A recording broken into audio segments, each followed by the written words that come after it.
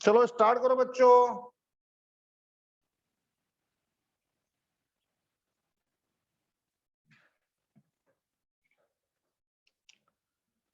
बच्चों,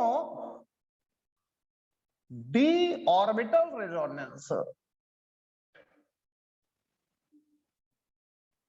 ये जो डी ऑर्बिटल रेजोनेंस है ये बहुत ज्यादा इंपॉर्टेंट है। ये नीट के बच्चों के लिए इंपॉर्टेंट है, JEE मेन के लिए इंपॉर्टेंट है, साथ ही एडवांस के लिए भी इंपॉर्टेंट है। और मैं आपको क्वेश्चन भी करा दूंगा और इवन क्वेश्चन से ही शुरू करूंगा। क्वेश्चन से ही शुरू करूंगा, तब जाकर के आपके दिमाग में बैठेगा। डेफिनेशन से काम चलने वाला नहीं है। क्वेश्चन से स्टार्ट करते हैं। ये MS चौहान बुक है, आप सभी कोई खोल लीजिए। इसमें पेज नंबर 27 और क्वेश्चन नंबर है 150, जैसा कि मैं देख पा रहा हूं। इसमें है which of the following compounds has most acidic hydrogen।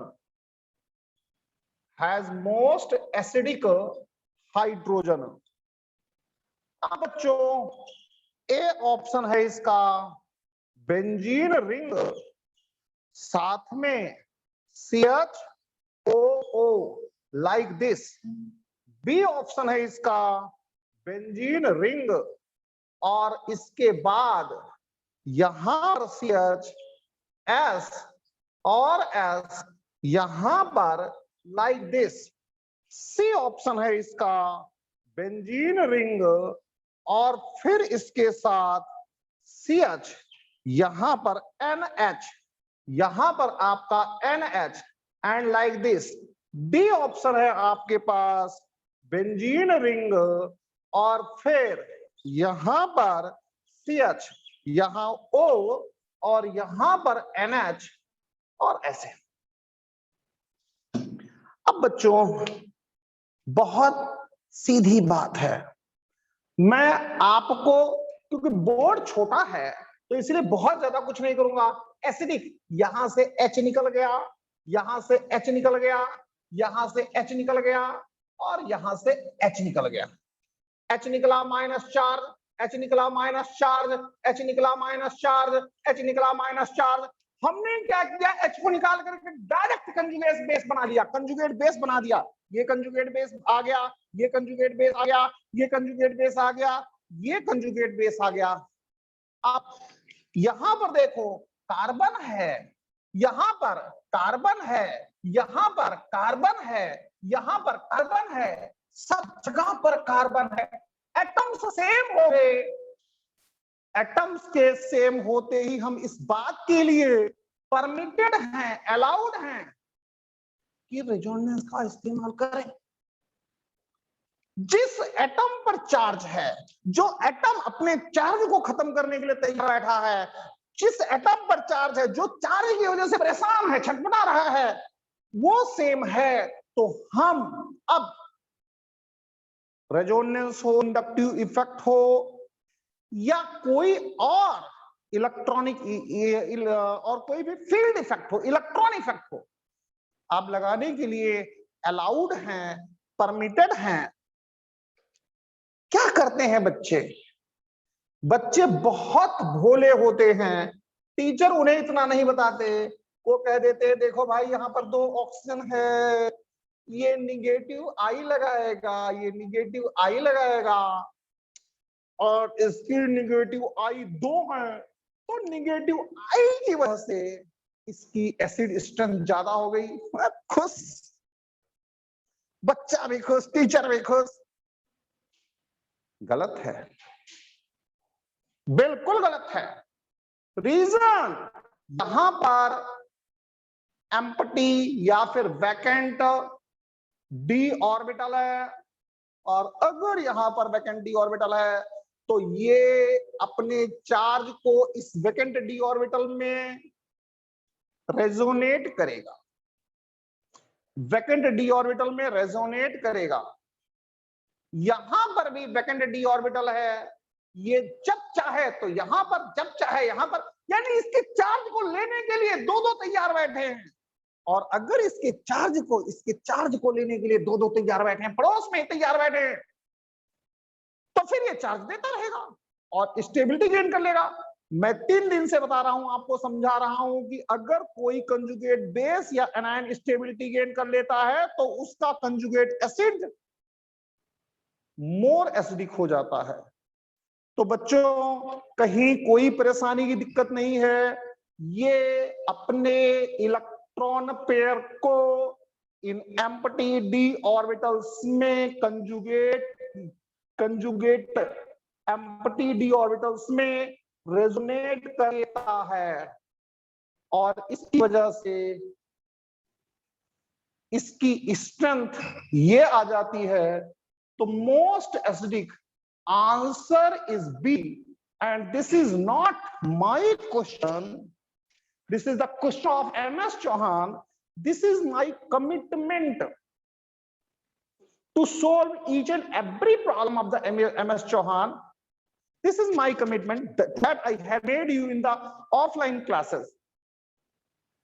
Okay, तो बच्चों अब इस डी ऑर्बिटल रेजोनेंस का एक क्वेश्चन मैंने करवा दिया, डेफिनीशन। अब हम चलते हैं डेफिनीशन पर। When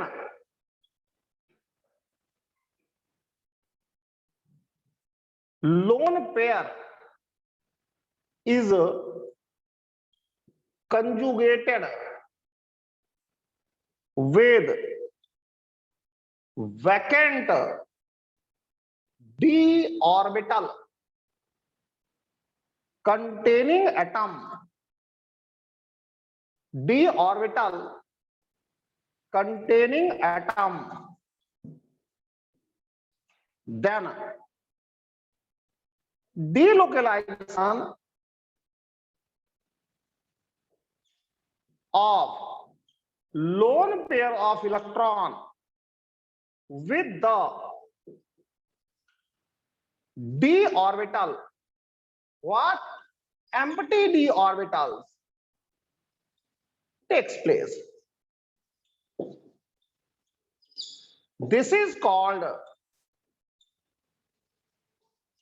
d orbital resonance. इसका नाम डी ऑर्बिटल रेजोनेंस है।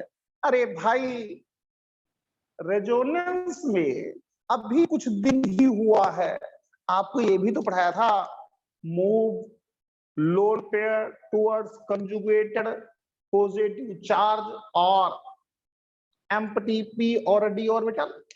तो लोन पेयर को मूव करो ना, क्यों परेशान हो,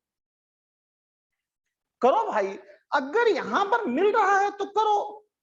अब बच्चा परेशान होता है, बच्चा कहता है गुरुजी अरे लोन पेयर तो यहां भी थे, बच्चा तो बच्चा ही है, कहता है गुरुजी लोन पेयर तो यहां भी थे।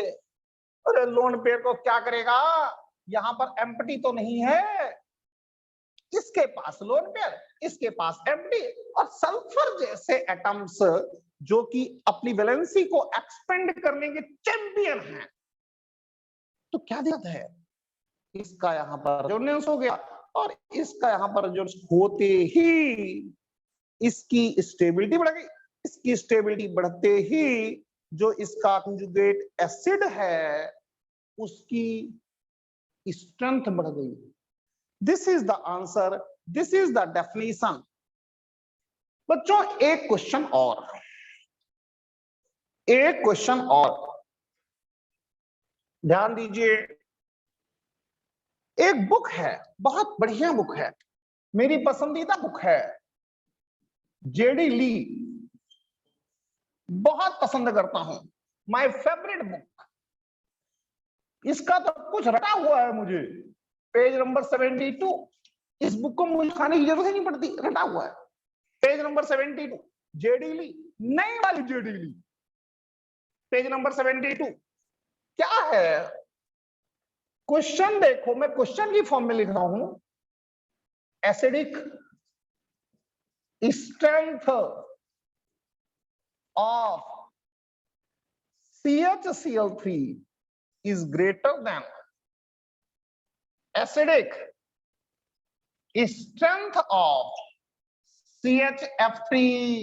अरे ये तो कमाल हो गया, पेज नंबर लिख दिया है मैंने, फोटो भेज दूंगा आप सभी को। ये तो कमाल हो गया। क्या पढ़ते हैं गुरुजी? गुरुजी ये पढ़ाते हैं कि जो फ्लोरीन है, फ्लोरीन वो तो बहुत अच्छा निगेटिव आई लगाता है, और जितना अच्छा निगेटिव आई लगाएगा उतनी ज्यादा एसिडिक स्ट्रेंथ बढ़ेगी। अरे उन गुरुजी से पूछ लो, ये किताब पढ़ लो भाई, डी ऑर्बिटल पढ़ लो। तो ध्यान दो आप, मैं आपको अब समझाता हूं, देखिए जनाब, ध्यान दीजिए। डेफिनेशन मैंने बता दी है, अब देखो जरा, यहां पर HCCl, Cl और Cl है, ये आयोनाइज हुआ, H बनाएगा, C बनाएगा, यहां पर Cl बनाएगा, यहां पर Cl बनाएगा, यहां पर Cl बनाएगा। लोन पेयर है, एम्प्टी d ऑर्बिटल है, ये आसपास एम्प्टी d ऑर्बिटल, बल्ले बल्ले हो गई, यहां से चला गया, यहां पर रेजोनेंस हो रहा है, इस लोन पेयर का एम्प्टी d ऑर्बिटल में रेजोनेंस हो रहा है।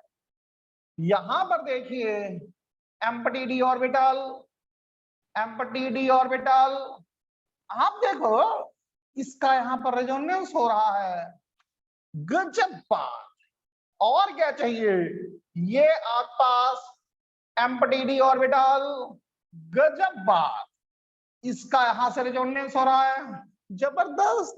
इस लोन पेयर को, इस चार्ज को लेने के लिए एक ये खड़ा है, एक ये खड़ा है, एक ये खड़ा है, टेंशन फ्री।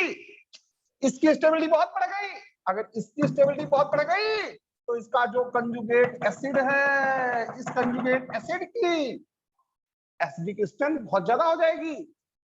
दूसरा H F F F, अरे दोस्तों ये H बन गया, C minus F F F, यहां पर तो एम्प्टी ऑर्बिटल है ही नहीं, यहां पर नो एम्प्टी d ऑर्बिटल, यहां पर there is no empty d orbital, यहां पर भी there is no empty d orbital, यहां पर भी एम्प्टी d ऑर्बिटल नहीं है। यहां पर तो d ऑर्बिटल रेजोनेंस हो रहा था, स्टेबिलिटी बढ़ रही थी, यहां पर तो रेजोनेंस हो ही नहीं रहा है, कैसे स्टेबिलिटी बढ़ेगी? और रेजोनेंस बहुत ज्यादा पावरफुल होता है in comparison of inductive effect. Inductive effect की कोई औकात नहीं है रेजोनेंस के सामने। तो मेरे बच्चों, ये तो इसका इंडक्टिव इफेक्ट अपने घर पर रखे, क्या फर्क पड़ता है? यहां तो रेजोनेंस हो रहा है। ये इंडक्टिव इफेक्ट अपने घर पर रखे, क्या फर्क पड़ता है? यहां तो रेजोनेंस हो रहा है। ये इंडक्टिव इफेक्ट शो करता होगा, क्या फर्क पड़ता है? इसलिए आप ये कह सकते हैं कि due to d orbital resonance of this charge, its stability is too high। आप कहते हैं due to d orbital resonance of negative charge as lone pair, due to d orbital resonance of negative charge as lone pair in CCl3, its stability is too high, बहुत ज्यादा high है। So CHCl3 is too acidic is more acidic कर देते हैं, is more acidic. Answer आ गया। ये दो ही problem मुझे करानी थी डी ऑर्बिटल रेजोनेंस की। अभी यहां पर मैं रिकॉर्डिंग खत्म करता हूं। Thank you very much. एक बार फिर दोबारा से देख लो, कहीं कोई दिक्कत है तो पूछ लो। Thanks a lot.